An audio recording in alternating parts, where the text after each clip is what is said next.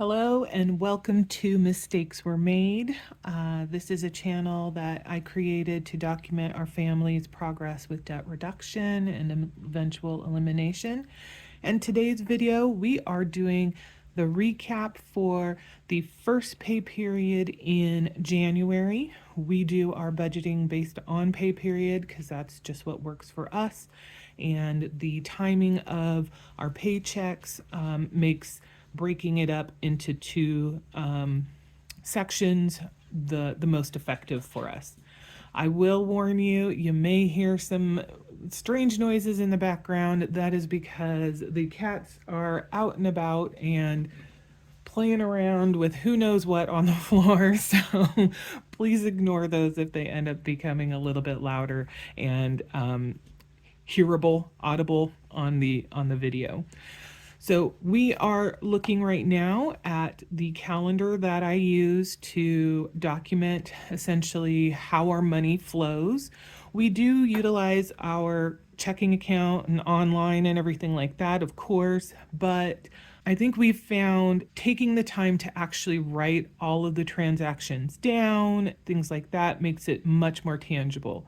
The digital world, there's almost kind of a bit of a barrier there, so it becomes really easy to just pay and go, and not necessarily take a moment to think about the purchases that are being made. And here, this activity kind of forces a slowdown and a moment to assess, was that purchase something that we really needed to do? Was it within our budget? Was it something we could have made a different decision on? The answer may be yes, we were perfectly happy with the decision making we made, or it was something that was needed, et cetera, but it also offers that opportunity for reflection of, in another scenario or sometime in the future, maybe we would make a different decision. We don't really have a ton of unexpected stuff in this first week. The only real difference is going to be the fact that we did turn in our coins that we rolled and we had been saving for a number of years. So we have that. And we did have some not unexpected, but additional costs beyond what we were anticipating for New Year's, for our New Year's celebration. Let's see. Not a lot of change this first week for the totals on the credit cards. That does change sort of significantly this next week, so we'll take a look here. Again, not really a lot new or unexpected from a money that's going out standpoint. We did have a 7-Eleven run that we did, but we did make a fairly significant change as far as our credit card situation is concerned.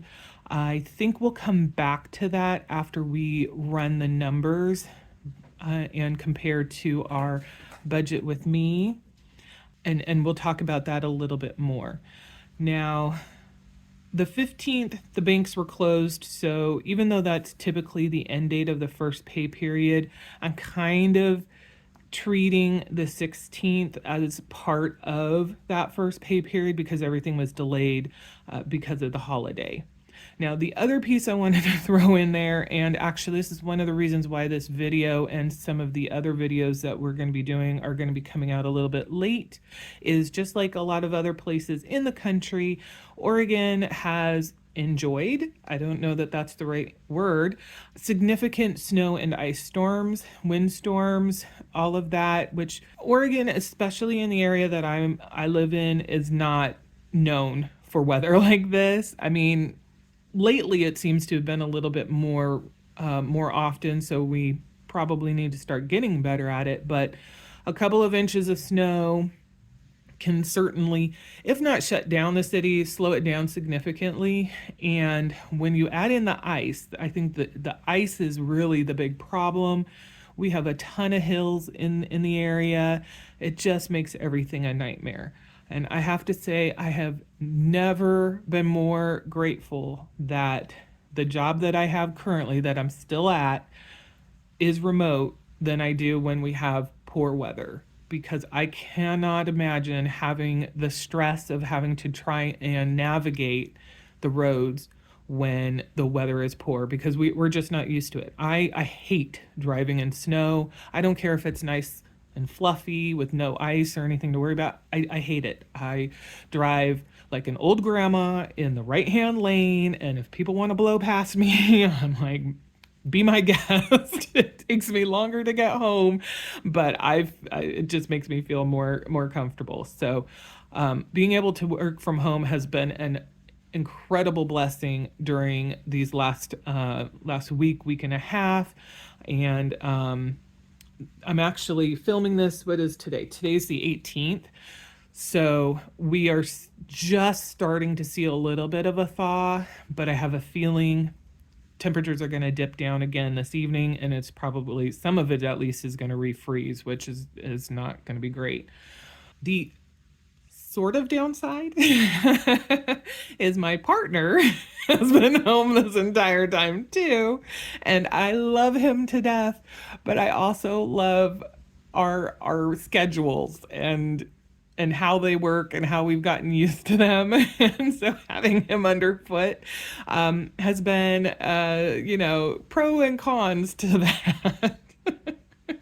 One of those being, I feel like an incredible goober when I'm filming these if somebody is watching and listening to me, which doesn't make sense, because obviously if somebody watches the video, they're listening, but it's just something about a person being there in my presence and, in person, and hearing what I'm saying, and I can't do it. So him being here at home means that I've had to delay some of my video creation. But anyway, let's get back to here. So my pay came in, and we did our savings. Again, not a lot of unexpected things. We did have a little bit of an Etsy payment that came in, some income. It's small, but it's still money. So we're gonna put this on hold, and we are gonna go ahead and do our review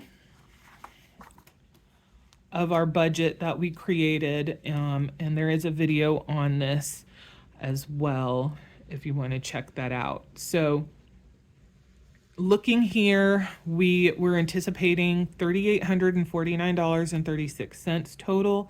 That was between his income, my income, and the rollover from the second pay period of December. We were anticipating $1,028 we would be taking out for our cash envelopes. So that did not stand.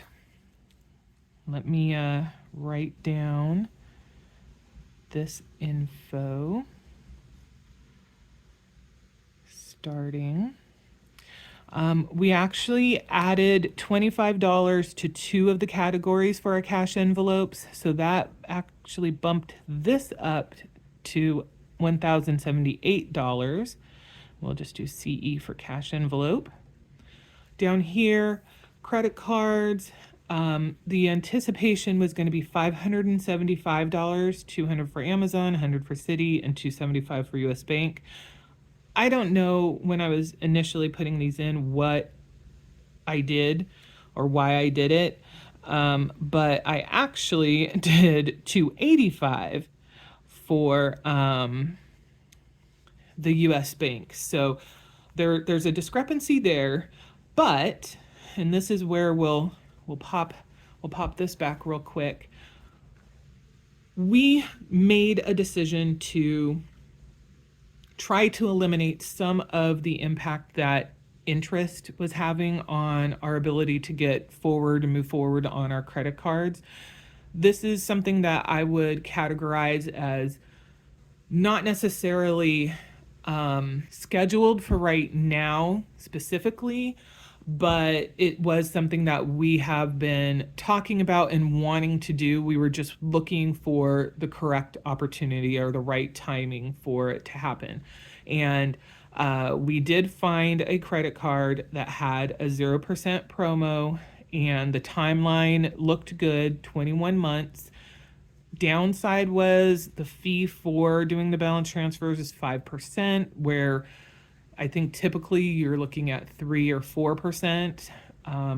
But we decided that the cost of that fee was worth the time period that we would have to try and pay it off. So we transferred the Amazon balance as well at, well, part of the Amazon balance and part of the US bank balance to this new card. We didn't do the entirety of it because I wanted to make sure that it would go through. And unfortunately, sometimes if you submit a payment that would be more than the balance that you actually have, they'll either automatically adjust that amount or they'll just decline to do it altogether. So I wanted to make sure that I gave some leeway for that, as well as I wanted to make sure I was leaving enough credit line on the new card to absorb that transfer fee. So bottom line, the Amazon card as of this second week in January is now at a 0 balance. The US bank is at a $57.34 balance. Now, the reason why Amazon is at 0 is not only did we do our initial $200 payment, but we also paid the $148.75 that was left after we did the bulk transfer. And this remainder for US Bank, because of the timing, the holiday and all of that, this is going to actually be counted next pay period. So the pay period we're actually in now, because though we submitted the payments, they just haven't updated and everything. So they're not falling within this pay period. So instead of $575, we actually ended up adding $318.25 to the mix, which I guess I should have made more room over here, brought it to a total of $903.25. Okay. Then our mortgage, it doesn't change as a general rule. I am expecting the mortgage to go up, though, at some point. They typically do kind of a reassessment. I want to say in February. It's either February or March. And I would be incredibly surprised if this did not increase, because our property taxes increased and our home insurance costs increased. So I'm expecting that to go up. The recurring monthly costs, we didn't have anything unexpected or changed with those numbers, so they are still $446.42. It's RMC. Okay, and then we'll do that. And so if we do the calculation of adding all of these together and subtracting them from there, we get a remainder of $581.71. Now that's obviously different than the expected remainder here, which was $959.94, and we were going to take our $200 buffer, which would leave us with $750 to go into savings. That said, the actual amount that we had for our leftover or unallocated amount was $775.85. And that discrepancy can be explained by the fact that we did have $217 for our coins to be deposited, plus some small amounts of income from Etsy, which is great. It's obviously doesn't get us back to where we were initially, but then again, we had additional payouts for the credit cards that we hadn't budgeted or anticipated at the time that we made this particular budget. So With that in mind, if we take the $200 buffer out of this, we end up with a rollover amount of 285 and 700, oops, not 700, and $575 that are going to savings. Okay. So with that in mind, again, that all of this affects, the next month or the next pay period. Previously, we were expecting a rollover of $209.94. It's actually going to be $200.85. We were also expecting to have income amounts of our normal typical, which is $15.61 for him and $19.10 for me.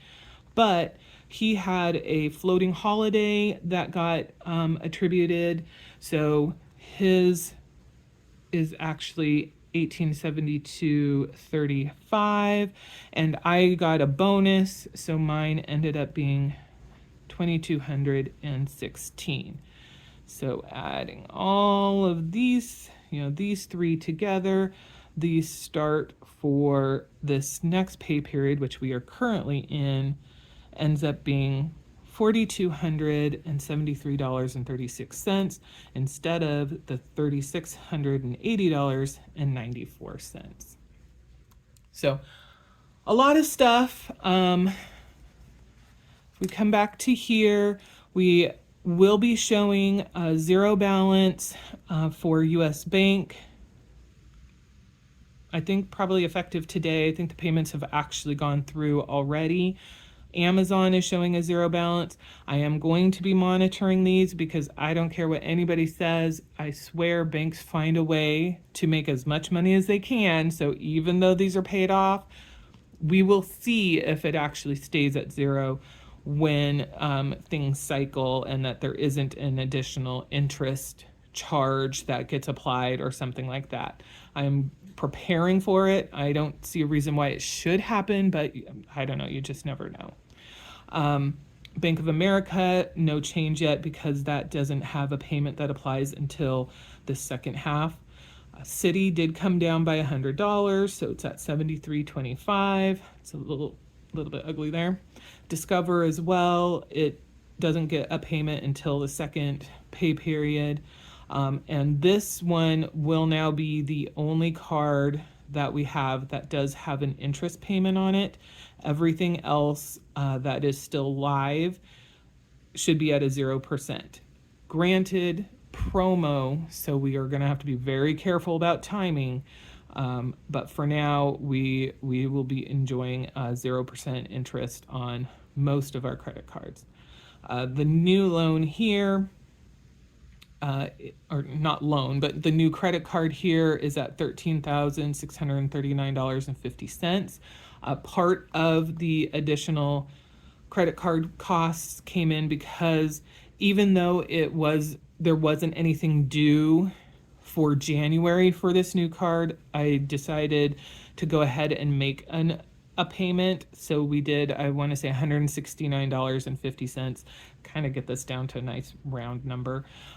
So you can see that reflected over here in this second week. I don't anticipate we're going to make any more payments to it this month. So I felt comfortable writing that down. The loan for my mom, we did add $250 to her cash envelope, so that came down a little bit. And then, of course, we will update Bank of America, Discover, and US Bank in the second half of the month. All right, so that's where things stand right now. Those are all the changes, how our proposed budget versus how it actually ended up turned out. If you have any questions, suggestions, ideas, please drop those down below. And again, I want to thank everybody who watches. Honestly, when I made this channel, it really was for me and for my partner, so we can document how we're doing in our progress. It was also a way to kind of take control of the situation we were in. and hold ourselves accountable. I didn't really think anybody would find our situation and how we went about, what we're doing to be interesting. So it really it boggles my mind that we made it to over 500 subscribers. So thank you very much for your interest, for your encouragement, most especially, and for the information that you provide in the comments. We don't necessarily follow everything that people suggest or put out there, but we have found quite a bit of things that we can take and adjust to fit our situation. So, at this point, if we can be a resource for others in the way that the budgeting community has been a resource for us, that would be amazing. So, again, thank you for spending your precious time, because time is a limited commodity, watching what we're doing, and I guess we'll see you in the next one.